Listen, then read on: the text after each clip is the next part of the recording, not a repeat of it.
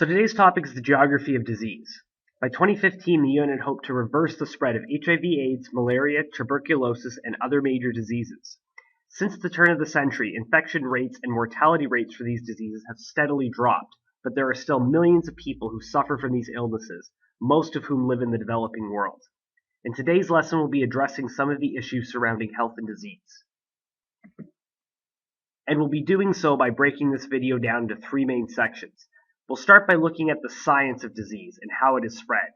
We'll then look at some historic examples of disease outbreaks to look for lessons on how to deal with future health emergencies. And finally, we'll end by looking at the importance of immunization and take a critical look at the anti-vaxxer movement. So I wanted to start this lesson by looking at this quote. It says, "It has been known that place and location can influence health. In the 3rd century BC, physicians observed that certain diseases seem to occur in some places and not others. It has also been known that the process of diseases diffuses across geographic regions in centuries." So what this quote is saying is that geography has a direct connection to disease. Some diseases can spread more easily in certain areas due to factors like climate, population density, poverty, as well as many others. So geography is thus a valuable tool for studying, predicting, and preventing the spread of disease. So before we can look at how geography can be used to study disease, however, it's important to understand the science of how disease is spread. So the key to spreading disease is contact with some other living organism. The most worrying organisms are those that can survive outside of another organism in the air. So you cough them up from your lungs, or they live in bodily fluids. Those that can survive outside of a living organism are easier to pass on. Others, however, require more direct contact. So it might be the exchange of fluids in some way. So the mucus from sneezing, exchange of saliva from kissing, a blood transfusion, etc. Disease can also be spread from the bite of an infected insect or animal. It could be spread through infected or improperly cooked food. Undercooking food can spread disease very easily. Major increase in pandemics have come with increases in populations causing higher population densities. It's easier to spread disease when many people are in a small area. Just think if you're in a crowded room in the middle of cold and flu season with everyone coughing and sneezing on each other. It's much easier for the disease to spread that way. And also the increase in the number of international travelers speeds the travel that diseases can do. So they travel a lot quicker between continents. So you see here the influence of globalization on the spread of disease. Now, disease can be spread in a variety of ways. It can be spread through bacteria, viruses, fungi, as well as other pathogens. But for the purposes of today's lesson, we'll be comparing bacterial versus viral disease, and as they are the most common infections. So we'll start off by looking at bacteria. Now, bacteria are single-celled organisms found in many different environments, and they can survive in the extremes of both cold and heat. Some bacteria, in fact many bacteria, are quite useful for us. There are millions and in fact billions of bacteria living in our digestive tracts all the time, and they do valuable work and they help us digest food, and without them we could not survive. We live in a symbiotic relationship with those bacteria. However, some bacteria can be harmful to us. They can cause infections and they can do us harm. Now, bacterial infections can usually be resolved by antibiotics. These are drugs that we take to kill the bacterial infection. However, in recent years, with antibiotics becoming so prevalent, we've seen a rise in antibiotic-resistant bacteria. Now, these come about just by simple Darwinian evolution. It's evolution in action, happening in real time. So we're killing off the bacteria that are susceptible to antibiotics. So they're the ones that aren't strong enough to survive. They're being killed off. But some of those bacteria survive. And those are the ones that are resistant. And now they're reproducing. So now, over time, a large percentage of this bacteria population is now resistant to antibiotics. And this is a big problem in healthcare. We have some very tough strains of antibiotic-resistant illnesses popping up at hospitals. And we're running out of new antibiotics to fight them. It's a major problem in healthcare at the moment. And bacteria cause a number of common infections. So things like strep throat, tuberculosis, and urinary tract infections all are the result of bacterial infections.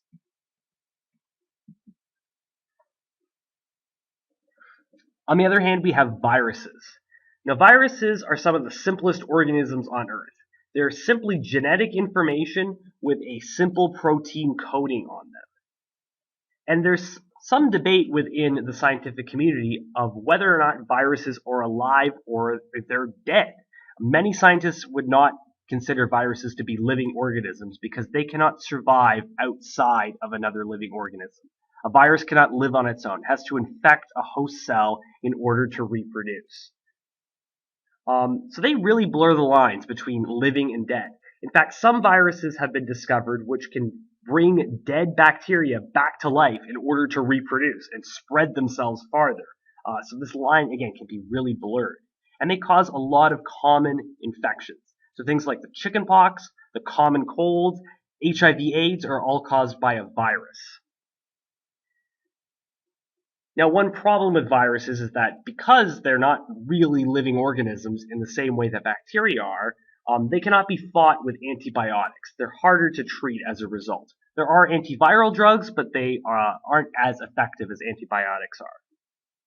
So just to take the common cold as an example, one of the reasons why the common cold is so hard to fight against, there's no vaccine for the common cold, is that it mutates very quickly. So even if we were to come up with a vaccine for the common cold, the virus would be mutated in such a short period of time that that vaccine would be obsolete in no time at all. And some ailments, so things like pneumonia, meningitis, and diarrhea, can be caused by either a virus or a bacteria. So there are some infections which can be caused by either or.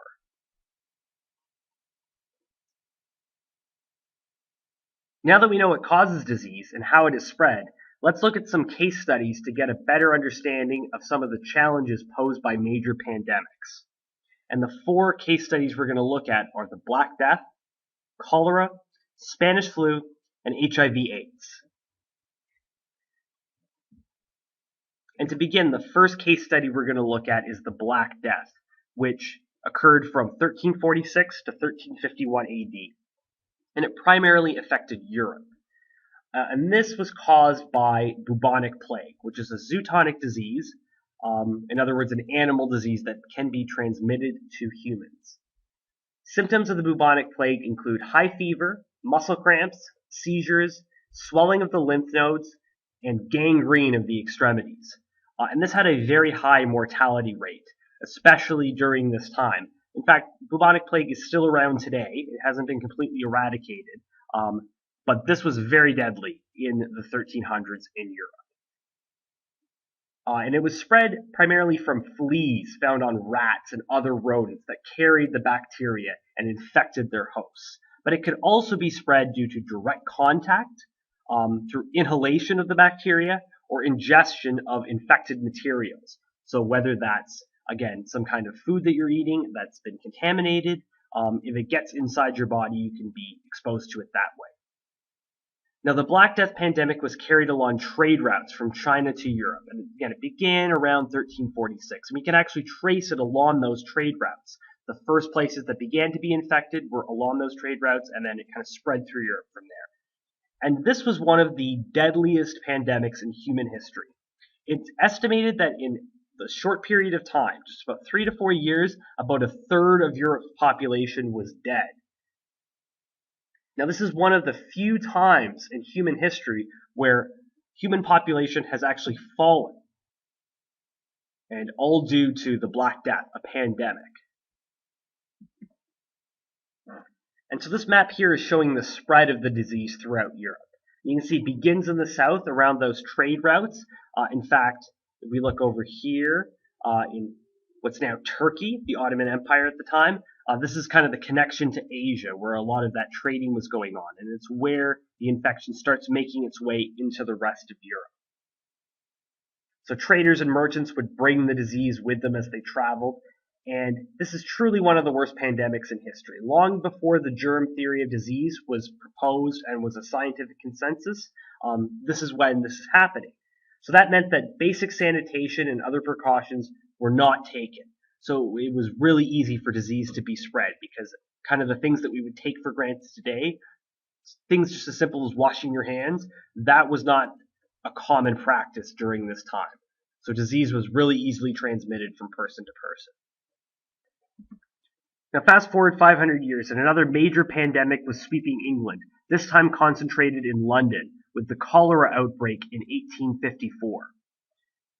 Now cholera is an acute intestinal infection caused by bacteria, and it's spread by contaminated water, and it's most common in sudden large outbreaks. And it can also be spread through contaminated food. And the symptoms of cholera are things like high fever, vomiting, and diarrhea. There had been other outbreaks in London throughout the 19th century, especially as London's population began to boom at the turn of the century. So this was not the first time that this had happened. But in 1854, about 600 people died in 10 days due to cholera with no known reason or cure at the time, and a panic began to sweep through the city. People began to believe they were being infected by the corpses of plague victims, in fact. So people who'd been buried centuries before, they thought that the vapors from these corpses were infecting people, and in fact they were being infected with the plague. They didn't even recognize that it was a separate thing called cholera. At the time, though, this man, Dr. John Snow, he was able to use maps to prove that it was one public water pump that was the source of these infections. It was not vapors coming up from the ground. So this is, again, how we could use geography and mapping in particular to try to identify where an outbreak's coming from. And this is the map that he used.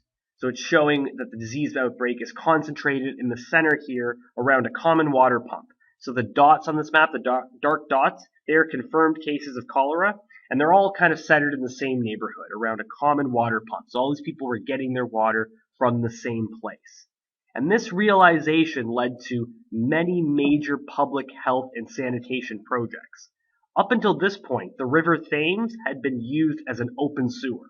So people would dump chamber pots in the streets and into the river, while others were drawing their drinking water from this same river.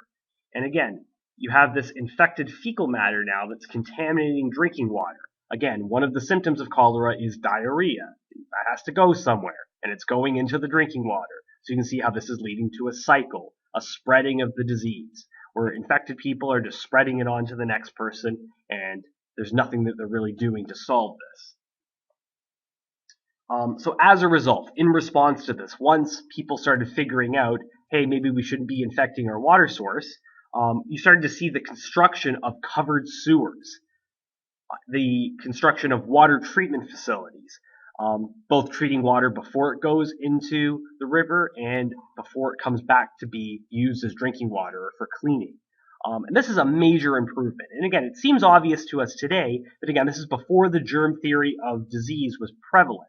People didn't know why people got sick. So this would not have been obvious that you could spread disease this way. So again, this is a major revolution in terms of sanitation. Another major pandemic, which hits maybe a little closer to home, it's only a century old, is the Spanish flu.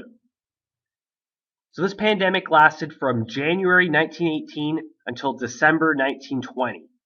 And it came in two waves, which we'll get into in a second. And it was caused by a particular strand of the flu virus, H1N1. So every year there's a seasonal flu that goes around, and thousands of people are infected. But there's different strains of the flu, and the flu's always mutating. This particular strand, H1N1, was particularly deadly. And it's concerning to scientists today because, again, this is still a mutating strand. It's still around, and once in a while, this strand can come back. So there is some concern in the scientific community that the same strand of flu that caused Spanish flu might mutate and hit us again today or in the future. And there's not really an easy way of predicting when that might happen. Now, the Spanish flu was spread amongst soldiers in World War I. and the pandemic was made worse when soldiers began returning home. So there's a couple of things going on here. For one, again, World War I, you have soldiers fighting in the trenches in really dirty conditions, in close quarters. So once one person gets sick, it's going to spread really quickly throughout the rest of the group. Also compounded by the fact that, these soldiers aren't eating very well on the front lines. The other part of this is a little bit of selection bias that's going on. So in a normal year, when you get the flu, there's different strands of the flu that are going around. If you have kind of a mild case of the flu, chances are, you might stay home from work or school for a day or two, but after that, you can kind of get on with your life. Even if you're still not 100%, you can go back to work, you can go out, you can hang out with your friends, you can go on with your life. And that does, again, increase the risk of infecting others. And it will spread that strain throughout the community. So people usually get sick with that strain, the less harmful strand. If you get a particularly bad strain of the flu, chances are you're out on your butt for, a week or 2 weeks or longer, in bed, unable to do much at all. You got the chills, you got a fever, you don't have an appetite, you're kind of no use to anybody. So you stay home and you don't go out and infect other people. So there's a selection in a normal year for that less deadly strain of the flu to be spread because those people feel well enough to go out and get back on with their lives. The opposite was happening with the Spanish flu. People who got a milder strand of the flu, they were staying on the front lines. They weren't being allowed to go home. They were just told to suck it up and keep fighting. So that mild strand, they were the ones who stayed in Europe on the front lines. If you were really sick, the people who got this H1N1 strand, they were often too sick to stay, and they were sent back home. And then they spread this strand to their family and their loved ones and their community back home. So this really quickly spread throughout the world. And this was a major pandemic. It's estimated to have killed between 50 and 100 million people, which at the time works out to 3 to 5% of the world's population. And again, this is only 100 years ago. And this graph here is hopefully going to show us a little more as to why this flu was so deadly. It's showing us the death rates of people infected with the Spanish flu by age. Now, in a normal flu season, the people who are most likely to die from it are the very young and the very old. So that's represented by this dotted line here, which is showing the average death rate from people infected with the flu from 1911 to 1917, which were typical flu seasons. So we would see this kind of pattern today. You can see children between 0 and 4 years of age are susceptible, and then once you get past the age of about 65, there's another spike in death rates. And this is normal even today that we would see. Again, even today, the seasonal flu kills thousands of people every year. The fatality rate's about 1 in 10,000 who get the flu die. But usually that's concentrated in people who are very young or very old. That was not the case with the Spanish flu. You still had young people and old people dying, but in addition, we see a major spike in middle-aged people. You can see here people between the age of about 14 and 44 are also dying in large numbers. These are middle-aged, healthy individuals who otherwise had no health risks or any other problems, who are at a much higher risk of dying of the flu. And this is because the virus caused a feedback loop that took advantage of a healthy immune system. So your immune system essentially works against you. Otherwise, that's obviously a great benefit if your immune system's working. Here, the H1N1 strand is actually working against you. So it's particularly deadly because, again, it's targeting otherwise fine individuals. And this was one of the first global pandemics. Now, originally it was called Spanish flu because Spain was neutral in World War I. So accounts of this flu first started spreading in Spain. However, it was going on in other countries too. It's just that those countries that were infected, that were in the war, a lot of those newspaper accounts were heavily censored. So even though it was going on elsewhere, it wasn't being reported. Researchers today believe that it started in Kansas, in fact, and spread to Europe as Americans joined the war in 1917.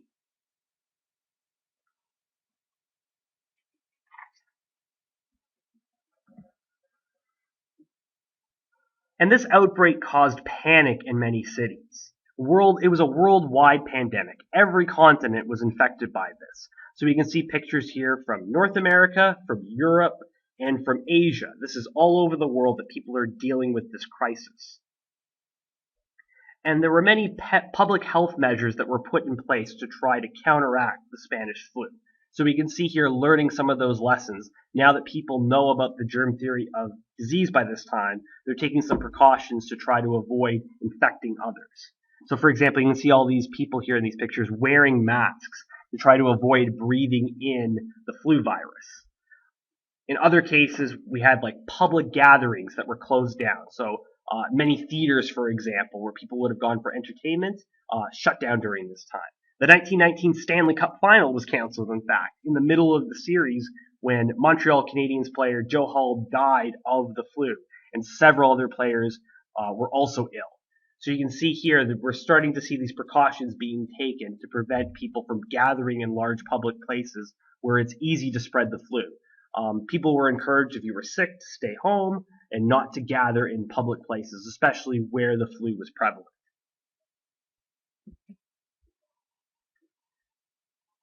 And we can really see where the germ theory of bacteria and the germ theory of diseases is coming in handy here. So people are figuring out ways to avoid infecting others. So wearing masks, avoiding shaking hands with others, precautions that were taken in hospitals, precautions taken while burying the victims, all go a long way to preventing the spread of this disease. Even with these precautions, though, again, up to 100 million people died from this pandemic. And finally, we'll have a look at a modern pandemic that has been ongoing for the past 3 decades in HIV/AIDS. So HIV, it stands for the Human Immunodeficiency Virus, and AIDS, which is a related syndrome, acquired immune deficiency syndrome, is a disease that attacks a person's resistance to other infections. In other words, it's a disease that attacks your immune system. Usually when people die from AIDS, in fact, when they die from AIDS, it's usually from things like pneumonia or other related infections. It's because your body has lost its ability to fight off infection. It makes you really susceptible to other diseases. So people aren't dying directly of AIDS, they're dying of these other relatively minor conditions that a healthy person's immune system would fight off no problem. Now, HIV is transmitted by fluid transfer, and this is mostly through sexual contact, sharing needles, or a blood exchange. And this has had a dramatic impact on populations throughout the world, but in particular it contributed to a drop in the average life expectancy throughout the African continent. So for example, in the early 2000s, life expectancy in South African countries like Lesotho and Swaziland dropped to 43 and 45 respectively.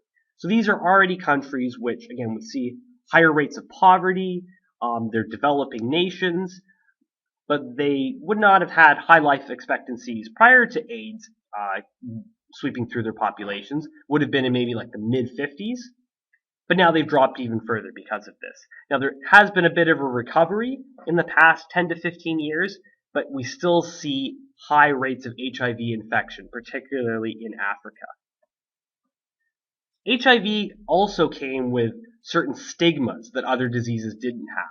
So when it first emerged into the public consciousness in the 1980s, it was seen as being a gay disease because it first started creeping up in North America in particular in gay communities in big cities. Now this is not true. So people thought originally if you're not gay, you can't get HIV, which is totally wrong. It can be spread through straight sex and gay sex just the same. But again, some of these stigmas still hung around it and contributed to the fact that governments did not do a lot, especially when it was first spreading in the 1980s. They weren't doing a lot to try to counteract the disease because of some of the stigmas and attitudes towards homosexuality. And so beyond those social characteristics of the disease, we can see particular geographic concentrations, again, particularly in Africa. So in 2011, sub-Saharan Africa accounted for 69% of all people living with HIV, and 70% of global AIDS deaths, despite having only 15% of the world's population. So the proportions are way off here. It's most widespread in southern Africa. In some countries, in fact, the number of adults living with HIV is greater than 20%. So for example, in Swaziland, 26% of the population is infected with HIV/AIDS. In Botswana and Lesotho, that's 23%.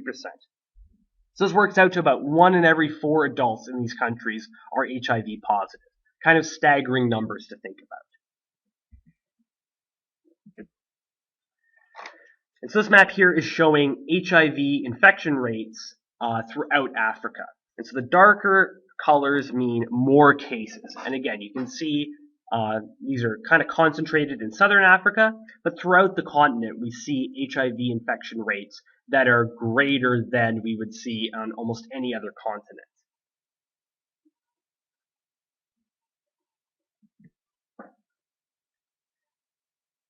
Now, the current situation of HIV/AIDS is starting to get a bit better. When the disease first started to come out in the 1980s and there was a public awareness of it, people were really scared of this disease, and with good reason, because it was very deadly. And most people in the 1980s, once you were diagnosed with HIV/AIDS, you maybe had a few years left to live. It's a lot better for people these days. In fact, many people can live for decades HIV positive and live a relatively normal, healthy life due to advances in antiviral and drug treatments. But there's still no cure for AIDS at this time. And the rates of infection have begun to decline in the past decade. And this is for a variety of reasons. So part of this is due to the changing perceptions and stigma surrounding AIDS. A lot of that stigma has gone away. So again, originally there's lots of anti-gay sentiments. There's the thought, again, that if you're only having straight sex, you can't get AIDS, which was totally wrong. And in particularly in some poor, less educated communities, this attitude might have been more prevalent. So a lot of education has gone into getting rid of this myth.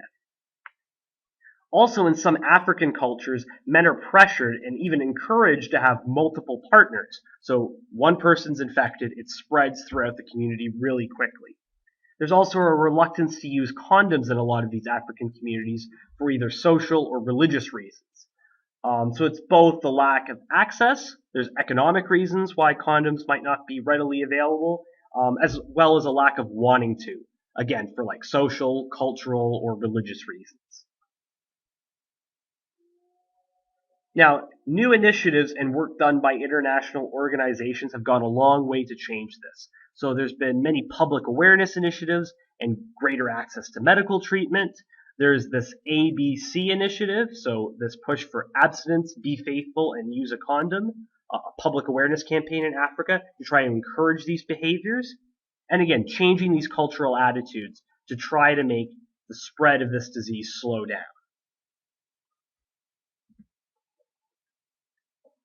And just before we move on here, a couple of other famous disease outbreaks, or close calls, perhaps. One is the SARS pandemic. It was first diagnosed in China in February 2003, and in fact it spread to Canada in Toronto in March and killed some people here. This was a big scare, so there was, in Toronto, fears of people riding the subway or going downtown, being in public. And this had a dramatic effect on tourism. Big drops in the number of people visiting the city in 2003.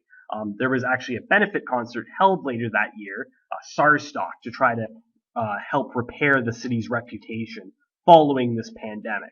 Again, it was a close call. It could have been a lot worse, but again, some of those precautions that we've taken perhaps led to the disease not spreading as fast as others did.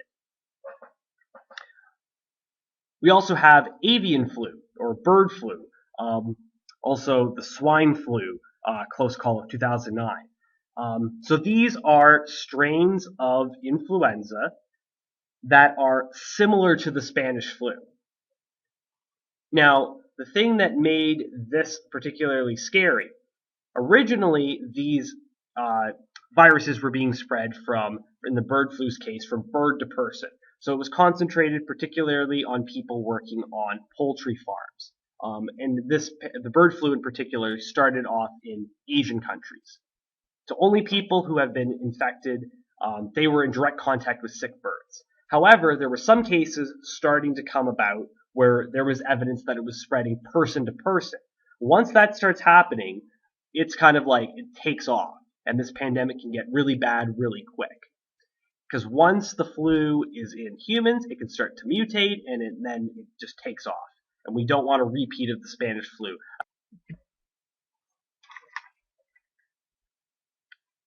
Now, there are many advancements that have been made to prevent disease and improve health, and there are surely many advancements to come. And one of our best tools to fight against disease is immunization. Now, immunization prevents illness, disability, and death by vaccinating people. And we can prevent diseases from spreading this way. We can vaccinate people and give them immunity to diseases such as cervical cancer, diphtheria, hepatitis B, measles, mumps, rubella, pneumonia, polio, rotavirus, and tetanus. Now, global vaccination coverage is holding steady, and there's been a big push, particularly in the past decades, to get vaccines to people throughout the world. And it's estimated that every year immunization averts 2 to 3 million deaths. However, it's estimated that 21.8 million infants worldwide are still missing at least one basic vaccine. And again, this is we can eradicate these diseases if we want. And we've done this before. So smallpox, for example, was formerly a common childhood disease. Through immunization, we have made smallpox extinct. It no longer exists. The only smallpox viruses that are left are in laboratories. It's no longer a risk to people. And this is because of immunization. It's our triumph, a victory of science over disease.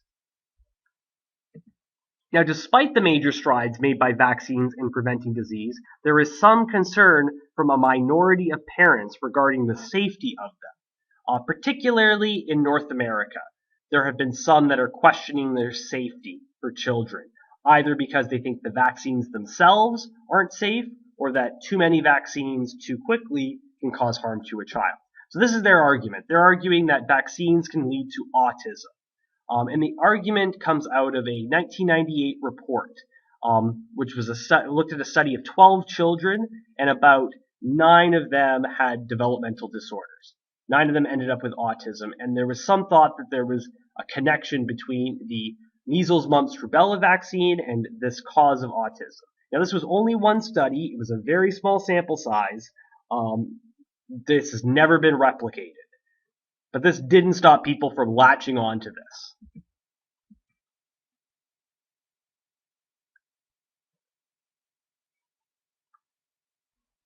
Now, in the article itself, the authors wrote, "We did not prove an association between the vaccine and autism." So they're saying flat out, we have not proven this yet. We have to study it further. And we have done this in the past 2 decades, and there is no proof that vaccines cause autism or any other condition. There's just no scientific evidence to back up that theory. But again, this hasn't stopped people from latching on to this movement, saying that vaccines are dangerous, which they are absolutely not. And this is a dangerous line of thinking. We've seen outbreaks of measles for the first time in decades because of this lack of immunization.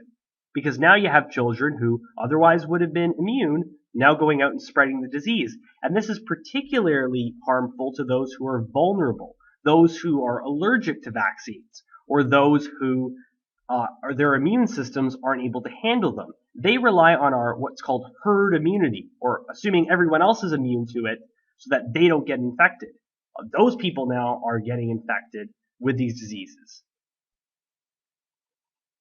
There's also, again, a dangerous line of thinking here with this anti-vaxxer sentiment.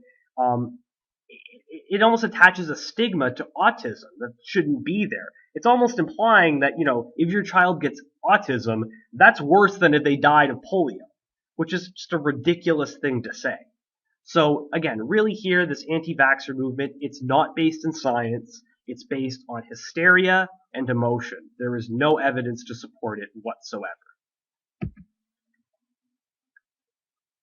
So in summary, in today's lesson you learned that diseases spread through direct or indirect contact between organisms. Disease can be caused by bacteria, viruses, fungi, or other pathogens. Major pandemics, such as the Black Death and Spanish flu, have the potential to kill millions of people. And vaccines help prevent the spread of disease and save millions of lives annually.